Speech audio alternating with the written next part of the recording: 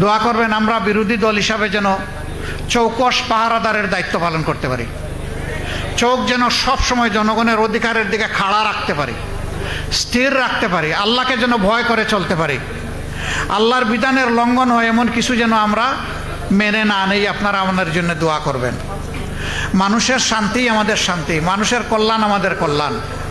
খায়রুন নাস মাইয়ান ফাউন নাস, ওই মানুষই সবচেয়ে ভালো মানুষ যে মানুষের কল্যাণে পাগল হয়ে লেগে থাকে। আল্লাহ যেন সেইভাবে আমাদেরকে পাগল পারা হয়ে লেগে থাকার তৌফিক দান করেন। আজকের এই ইফতারের উসিলায় আল্লাহ তাআলা আমাদেরকে ক্ষমা করুন। প্রিয় দেশের উপর আল্লাহ রহম করুন।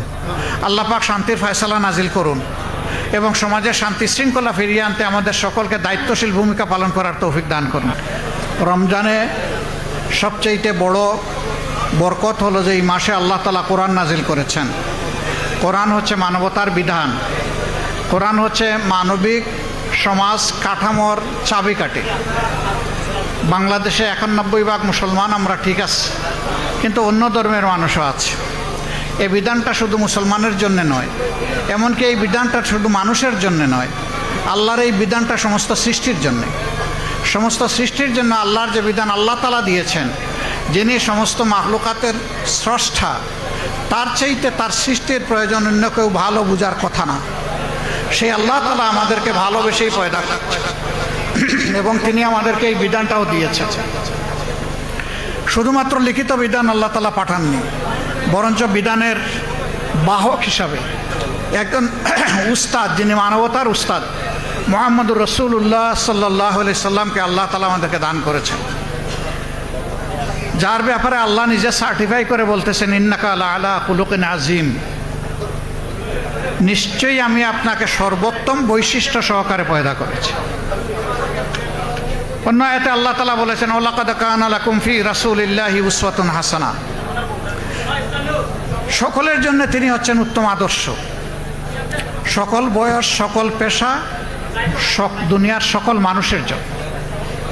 আলহামদুলিল্লাহ, আমি খুব আশাবাদী আমাদের যুব সমাজ এখন আল্লাহর বিধানকে বুঝার জন্য তারা খুবই আগ্রহী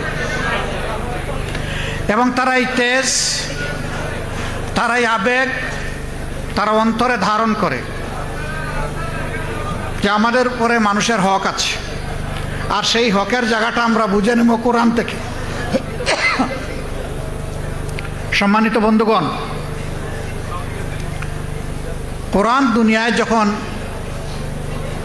শাসনের বিধান ছিল তখন দুনিয়া ভালো কিছু পেয়েছে, আর যখন মানুষ আল্লাহর বিধান থেকে দূরে সরে গেছে তখন এই সামাজিক বিপর্যয় ও শান্তি দেখা দিয়েছে।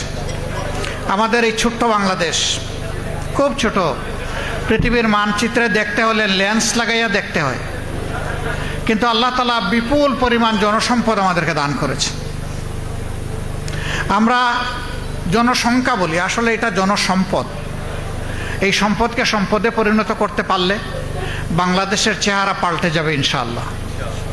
এবং সব কিছুর পিছনে মানুষ, আর আল্লাহ সব কিছু সৃষ্টি করেছেন এই মানুষের জন্য। মানুষ পরিবর্তন হয়ে গেলেই দুনিয়া পরিবর্তন হয়ে যাবে।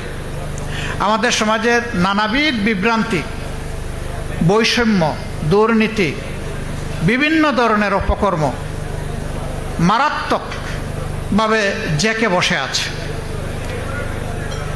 একটা নির্বাচন হয়েছে, ফলাফল আমরা মেনে নিয়েছি, খুশি হয়ে হোক অখুশি হয়ে হোক, আমরা ওই কালচারে যেতে চাইনি যে আমরা এই ফলাফল মানি না, কারচুপি হয়েছে, এই ফলাফল বাতিল করতে হবে না, আমরা এই দাবি তুলিনি। আমরা বলেছি কষ্ট আছে বুকে, কিন্তু মেনে নিলাম। আমরা গঠনমূলক বিরোধী দল হিসাবে দায়িত্ব পালন করতে চাই, কিন্তু আমরা অনুগত বিরোধী দল হব না। অনুগত বিরোধী দলের রূপ বাংলাদেশ বহুবার দেখেছে। তারা জনগণের রাইটের পক্ষে কথা বলে নাই, তারা এস্টাবলিশমেন্টকে অন্ধভাবে সহযোগিতা করেছে। আমাদের পলিসি ক্লিয়ার, তাআওয়ানু আলাল বিররি ওয়াত তাকওয়া ওয়ালা তাআওয়ানু আলাল ইসমি ওয়াল উদওয়ান। ভালো কাজে সব কিছু দিয়ে সমর্থন করব, মন্দ কিছু হলে আমরা প্রতিবাদ করব, প্রয়োজনে আমরা রুখে দেব ইনশাআল্লাহ। তাহলে সরকারি দল বিরোধী দল সবাই মিলে একটা সুন্দর দেশ আমরা করতে পারবো। বিরোধী দলের জায়গা থেকে যদি শুধু বিরোধিতা করি, অন্ধ বিরোধিতা, দেশ ধ্বংসের দ্বার প্রান্তে চলে যাবে। আবার সরকারি দল যদি বিরোধী দলকে দমনের নীতি অতীতের মতো অনুসরণ করে, তাও দেশ যাবে রসাতলে, ক্ষতিগ্রস্ত হবে দেশবাসী। এইখানে সবচেয়ে বড় দায়িত্ব পালন করতে হবে সরকারি দলকে। সরকারি দল যদি দায়িত্বশীলতার সাথে মানুষের আমানতদারি রক্ষা করে, যদি তারা অন্যায় অপরাধ বন্ধ করতে পারেন, দুর্নীতি বন্ধ করতে পারেন, চাঁদাবাজি বন্ধ করতে পারেন, আমি বিশ্বাস করি 5 বছরে এই দেশ পরিপূর্ণভাবে বদলে যাবে ইনশাআল্লাহ। কিন্তু এই জায়গাগুলোতে যদি ব্যর্থ হন, সামাজিক ন্যায় বিচার যদি কায়েম করতে ব্যর্থ হন, তাহলে এর মাসুল শুধু সরকারি দল দেবে না, এর দ্বারা ক্ষতিগ্রস্ত হবে 18 কোটি মানুষ। আমার জন্য দোয়া কর, আমি যেন জাতির পাহারাদারের দায়িত্ব পালন করতে পারি, আমি যেন ন্যায়সঙ্গত ভূমিকা পালন করতে পারি, আমি যেন নেপোটিজমের ঊর্ধ্বে থাকতে পারি, আমি যেন আমার মানবিক চাহিদাকে পিছনে রেখে জনগণের চাহিদাকে প্রাধান্য দিতে পারি। আল্লাহ সেই তৌফিক যেন আমাকে দান করেন। সুবহানাকাল্লাহুম্মা ওয়া বিহামদিকা আশহাদু আল্লা ইলাহা ইল্লা আনতা আস্তাগফিরুকা ওয়া আতুবু ইলাইক। আসসালামু আলাইকুম ওয়া রাহমাতুল্লাহি ওয়া বারাকাতুহু।